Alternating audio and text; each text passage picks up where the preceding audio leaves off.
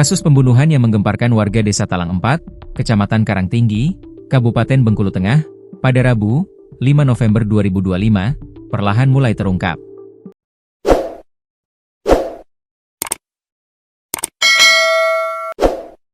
Kepala Desa Talang 4, Samsir, mengungkapkan kronologi kejadian yang menewaskan V, 30, di tangan ayah tirinya, Su.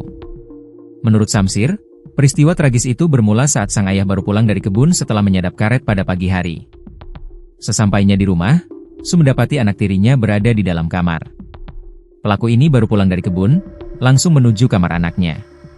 Tidak lama setelah itu, terjadi perkelahian di dalam kamar, jelas Samsir kepada tribunbengkulu.com. Dalam perkelahian tersebut, V mengalami luka robek cukup parah di bagian pundak sebelah kiri. Darah korban bahkan sempat menggenang di dalam kamar tempat kejadian. Hingga kini, belum diketahui secara pasti penyebab pertikaian antara keduanya. Namun, berdasarkan keterangan warga sekitar, hubungan ayah dan anak tiri itu memang sempat renggang.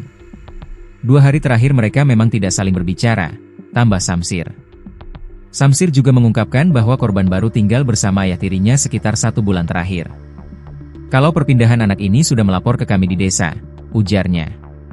Usai kejadian, warga yang mendengar keributan langsung berdatangan dan menemukan korban sudah dalam kondisi lemah.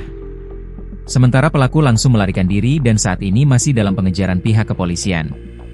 Seperti diberitakan sebelumnya, jenazah korban telah dievakuasi ke RS Bayangkara Bengkulu untuk proses autopsi.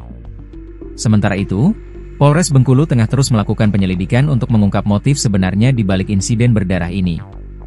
Perkelahian berdarah. Sebelumnya diberitakan, ayah tiri berinisial Su di Desa Talang 4, Kecamatan Karangtinggi, Kabupaten Bengkulu Tengah, melakukan pembunuhan terhadap anak laki-lakinya pada Rabu, 5 November 2025, sekitar pukul 8 waktu Indonesia Barat. Dari data yang berhasil dihimpun, aksi pembunuhan ini terjadi di kediaman korban. Saat itu, korban sedang berada di dalam kamar. Dengan alasan yang belum diketahui, terjadi perkelahian antara korban dan sang ayah. Korban yang berinisial V, 30, mengalami sejumlah luka akibat perkelahian tersebut hingga darah memenuhi kamar. Ibu dan adik perempuan korban yang melihat kejadian itu langsung histeris dan memanggil warga sekitar untuk meminta pertolongan. Warga yang mendengar teriakan itu segera mendatangi lokasi dan melihat korban sudah terduduk lemah di teras rumah. Mereka kemudian menghubungi pihak kepolisian untuk melakukan evakuasi.